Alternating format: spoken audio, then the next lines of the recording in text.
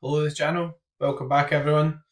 Hope everyone's doing a lot better after digesting the big product roadmap, etc. Head bursting or heats bursting, as I say, all over the place. So yeah, it's been a wee bit of a quiet spell.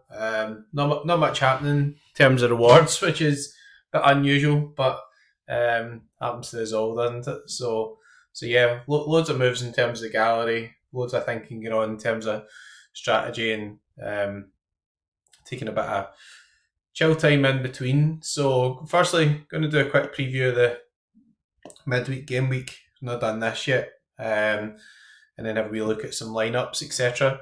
I haven't been watching for a while. I have sold up most of my limited cards, so it won't really be any sort of limited selections for midweek. I'm not saying I won't get back into them, but I'm particularly waiting on like the new MLS cards and stuff coming out. Obviously, I get the Hani Mukhtar Nashville top on here, so have a wee look at the projected scores and stuff for midweek. There's some MLS teams back. So Nashville, Messi back for Inter Miami, etc., which is really good. And then once we've finished after that, look at a couple of lineups. So just do a wee recap and give you some more thoughts on the update. It's just so much changing, etc. It's quite hard to obviously sort of value everything and take it all in. So, anyways, in terms of midweek, Ipswich, no one. I don't think there's anyone actually at Ipswich. Obviously, these stats just come through and give you all the best sort of projected percentages. Also, it's on expected clean sheet just now, so I'm going to change that to expected team goals. Actually, we'll have a look at the clean sheets as we go through them. So Al Nasser, if anyone's sitting with a Ronaldo, etc., then this will probably be music to your ears if you've been sitting on that. Probably Kahuna if he's still watching these days, mate. But yeah, really good fixture there. Liverpool against Luton, so interesting one. Loads of injuries at Liverpool, but maybe a chance to get in some of those squad players, guys like Cody Gakpo, etc. So looks like Darwin's pretty much out. Might even miss the final at the weekend. Salah's kind of struggling, etc. So some of those guys there who don't always get guaranteed game time are pretty good for midweek. Harvey Elliott might get some game time, etc. there too. So Bosley hopefully back soon, but I think doubtful for midweek. Man City against Brentford. So Man City pretty high up in terms of expected clean sheet there and team goals. They haven't been keeping many clean sheets. Feels as if they're maybe just running a bit below average on that. I know myself having Ederson. Seems as if he's actually won me hee-haw, but yeah.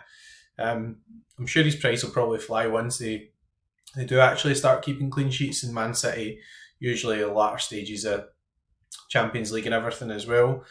Sporting against Young Boys, so there's men against boys there. It's the team Young Boys, they're not playing against Young Boys. So 43% clean sheet percentage, but 2.4 expected team goals. So Sporting have been really good this season, to be honest. Like they have been putting in a few good performances in Portugal as well. Top of the league, I think, at the moment. So pretty interesting. Club America, don't really have any players from there myself, but I know Valdez, what you call him? Is it Diogo Valdez? Diego Valdez. He was really smashing up. I think he might be injured at the moment, but just keep it relevant for other owners as well. Ipswich we covered quickly. Yokohama, so pretty good fixture for them against True Bangkok United. I think they should do pretty well there. So quite a high clean sheet percentage as well. Al Ittihad, I've no idea who these guys in Saudi Arabia play for. No interest in it, to be perfectly honest. So there we go. But it's good to know the percentages and pretty high clean sheet percentage. Southampton against Hull, so that's a pretty good fixture for them. Gavin Bazzuno's actually been pretty good this season. I remember selling him earlier on the season. I wish I'd actually have kept him, but did think that Russell Martin being quite an attacking manager wouldn't be very good for him, but he's done pretty well. Bazzuno, I must admit. Harwood, Bellis, etc. coming in has helped too. Inter Miami, so very low expected clean sheet percentage, no real surprise there, but we'll all bet about Messi and Suarez. The other thing as well is that Suarez is joined now, so no real adjustments to the stats. This will be based probably on last season's data mainly. Orlando against Cavalry. and Nashville against Mocha, who I've never heard of in my life. Cincinnati playing 2. In terms of the list, you'll see that the other games are pretty far down. So, PSV and Dortmund, etc. I mean, that'll be an absolutely superb game, but you wouldn't really be expecting clean sheets for those types of games. And Benfica against Toulouse as well. Ajax against Bodo Glimt. So, loads of really interesting ones. So, in terms of my own selections here, just going to have a quick look through because I've already picked these teams, then we'll just have a quick overview. So, looks like really high projected scores for Nashville, which is quite interesting. So, taking that into account, Walker Zimmerman's injured, so I think he's out. It's a wee bit frustrating looking at it this week as well. So, obviously, Alisson out. Did pick up an extra Kelly here just to kind of cover that situation. I think he'll probably go next season as well. Van Dijk, so, that's pretty good. Jack Maher, I'll definitely be using this week. Eduardo. Alex Taylor is a sneaky one. Pick somebody up just as a sort of one-off, but you've got to watch just buying for these game weeks as well because, it tends to be when there's the most demand for the players. Carles Gil with an expected 93. I think that at one point that was his average on the platform. Pretty interesting. Hani Mukhtar really high up and Facundo Torres as well. So looks like a pretty good game week for guys like that. Doesn't always work out that way, but seems like they're pretty good matchups. Kevin De Bruyne, always pretty high. Phil Foden there as well, who has been excellent. Mo Salah, I don't know if he's going to play. Neymar injured. Benzema, I don't know what's happening with him over in Saudi Arabia. I'm sure he's been playing the league games. Messi seems a wee bit low in that projected score there as well. So anyway, I'm going to show you what I've done in terms of projected lineups. We'll just go through them one by one anyway. So you see there's been a big change here obviously in terms of, I know I've got rid of a lot of the limited cards, so giving up a lot in terms of fun and the engagement side of things. Do kind of miss a wee bit setting the extra lineups and following the teams, no doubt about that, but bringing in big Virgil. If anybody's kind of been speaking to me about cards for a while, been kind of dying to get Virgil, and ex-Celtic guy, and I think he's probably still best centre-back in the world, I would have said. So, brilliant to have him in. Kelly had anyway, bring in Kevin De Bruyne. Again, there could be a wee bit of rotation at Man City, but, really need a result. So I don't know if there's going to be too much tinkering as Pep. So even if he comes off for the bench, been doing really, really, putting up really good scores. Gakpo, I mean, Luton are really fighting quite hard, but they do concede a lot of goals as well. So I think with Liverpool being on such good form, touchwood, I'm playing at home.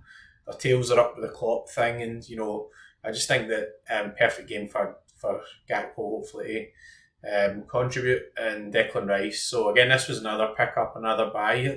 I don't know, everybody's going for the new cards and stuff. I won't have like a super rare champ goalkeeper to enter him into the new season thing or whatever. So I was quite happy to take a discount and get the old West Ham card. I mean, going forward or whatever, that's quite a scarce thing. West Ham won a European trophy whilst he was there. It wasn't the same season, obviously, but yeah, I was quite happy to get that. And Arsenal have been playing really well away from home, so away at Porto, that's probably a deceptive one. The stats maybe not quite showing, or don't show as much of how Arsenal have been doing recently. 5-0, 6-0, all that type of stuff.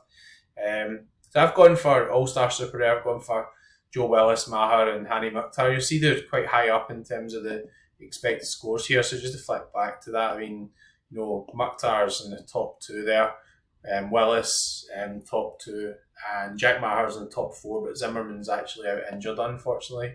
I hope they don't start that messing about like they did with having Panico in and stuff, but there's nothing you can do about pick the first choice unless something's going to be out. Griezmann, I really don't think that's a good fixture for him. Inter Milan are really, really tight at the back, but guy's just a class player, right? So, you never write him off. And Jens Peter Hauge got a decisive in the away game at Ajax, and I think that Bodo Glimt played really well that game. They seem to be really buzzing. I think they'll give Ajax a good roasting, to be honest. I mean, like, they just have got so many good young players, obviously Hauge, Evgen, Gronbeck, Bjorkan. Just such a fun, exciting team. In fact, I wish Celtic would sign their manager, but anyway, that's another point altogether. Champion Euro Rare, so again, going for Liverpool, sort of stacking defence. I mean, I could use Ederson in here as well, but the problem with Man City is just even if maybe the outfielders are getting a bit more stable, they just start chopping and changing at defence and stuff as well. So going for Virgil in terms of captain. I have risked Salah in here. I mean, obviously some other options in here, guys like Jota who are injured as well. So yeah, I kind of don't mind risking him a wee bit in here. I do think he'll probably start from the bench, but we'll see if there's any more news. Then I don't want to ruin a team or whatever, but also he did get like an 80 or something from the bench at the weekend. And Odegaard and Martinelli, I think that Arsenal say will do really well away from home as well. Cap 240 effort, I think it's worth a good shout out for Fekir these days, so he's been doing pretty well. I think Andy Robertson, captain choice, pretty interesting too. So with no Szoboszlai and Trent been out just now, he's taking more of the sets and things. So if you've got a limited or whatever, that's pretty good selection, I think, particularly for caps. See, Evgen's in here for the cap, and Alan Montez, guy I picked up a while back. It's going pretty well, to be honest. I need to check on his availability because I think he picked up a wee knock. Really like this team. I mean, it is like awesome to have all these different options and everything back. So running it a wee bit under the optimal in terms of having 2 super rares in, but Joe Willis is one of the highest sort of projected scores of the goalkeepers. Eduardo didn't really do that well in the away game, but Marinos are at home. I think he'll dominate the ball a bit more. See him doing a big score. Gil we had a look at. Messi, what can you say? You just pick him and then just press that C. It's usually Carles Gil used to do that with. There we go. And Eduardo Sasha. So I think he's got a pretty good fixture as well for Red Bull Bragantino.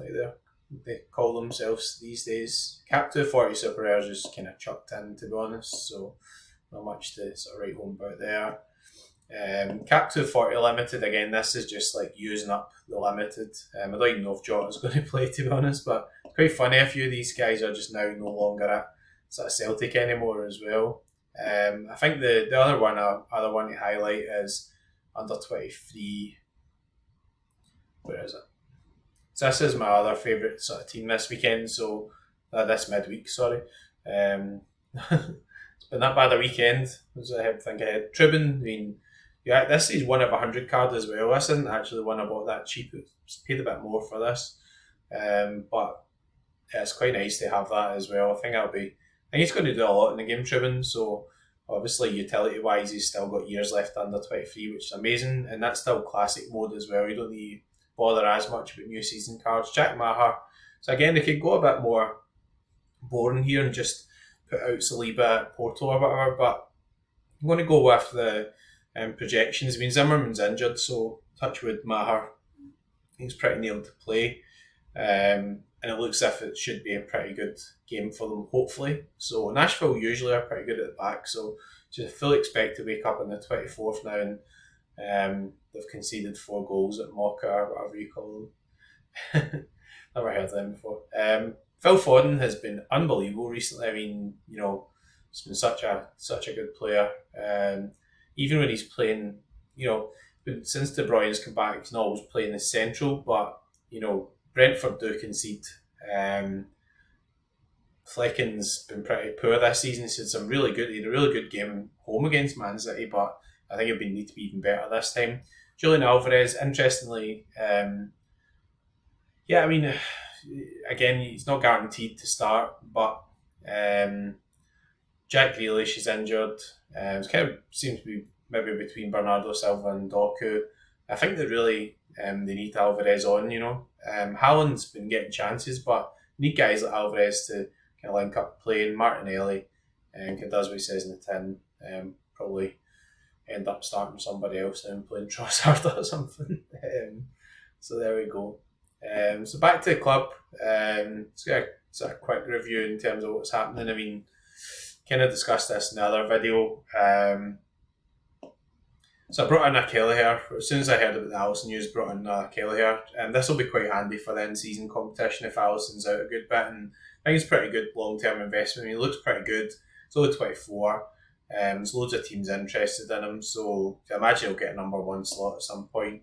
Declan Rice talked about. It's great to have guys like Kevin De Bruyne in, so that makes a big difference. And obviously Griezmann and Virgil were the real big buys, but one sort of look ahead towards the Euros and stuff there as well. So yeah, to finish off in terms of thoughts. So my head's been sort of still all over the place trying to think about all these changes and different divisions, and obviously there's a big transition just now. So we're only maybe 4 or 5 weeks away from All Star, Rare Plus or Rare Pro as I used to know, ending. Personally, that's one I've kind of taken quite hard, if you know what I mean, just because like my gallery's quite set up to have be optimal for that. So good rares, goalkeepers, 2 super rares. People might say, "Oh, you've got a huge gallery and everything." Well, yeah, but that's fine. But the 2 best super rare goalkeepers I've got at the moment are Courtois and Alisson. They're injured, so I've got good super rares, but that's not going to be as good if they're going in. I don't have goalkeepers and things, so just does kind of change the dynamics. Because all right, when you get these guys, you can play them in the division below and everything. I get all that stuff, but there's always been a pro division in Rare for the last 4 years or whatever. So that's quite a big change in terms of how people have been building their galleries. The other thing, obviously, contender, challenger, and then champion. I mean, people are going bonkers for EPL cards and everything just now. I do get that because there's an extra cash competition there. So you've got champ, the extra cash competition.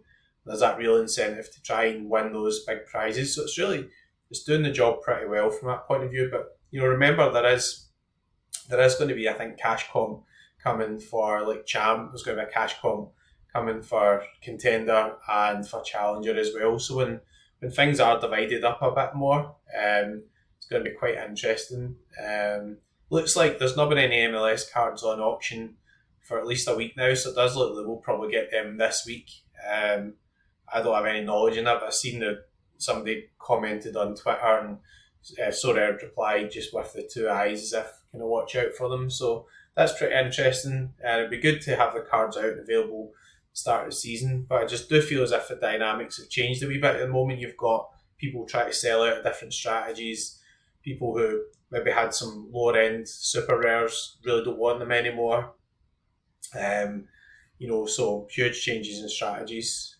Final thing I'll say on that is this: I actually should have explained it when I was through the gallery, but it was one of the reasons why I bought the Yuri Sunderbolt. So yeah.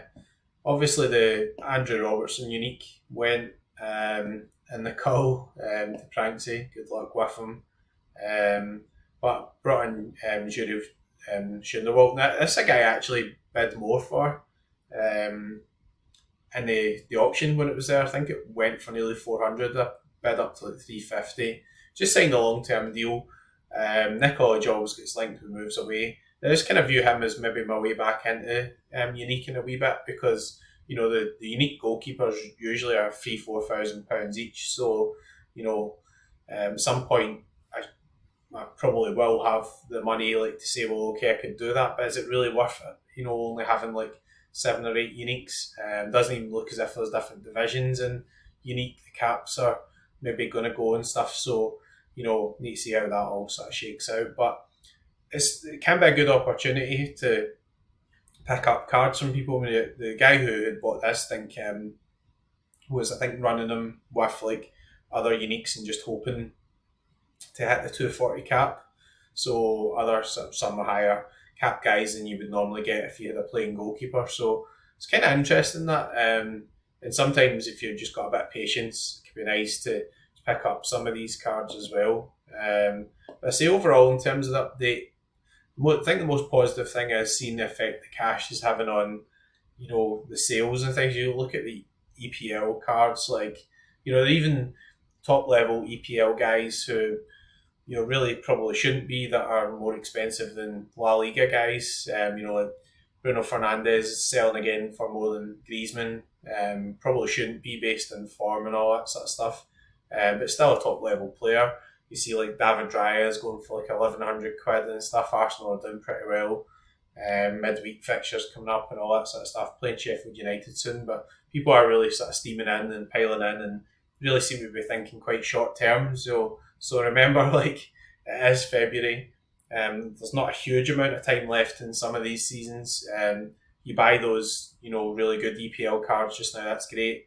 But as soon as next season starts, they're out of season, and if you want to enter the cash comps again, then you're going to have to buy new ones again. So that's going to be quite interesting in terms of how that all sort of plays out. So there we go. I'm rabbiting on about it, but one of the reasons I've not been sort of firing up the videos as well. It's been a quiet spell in terms of actually wins, etc.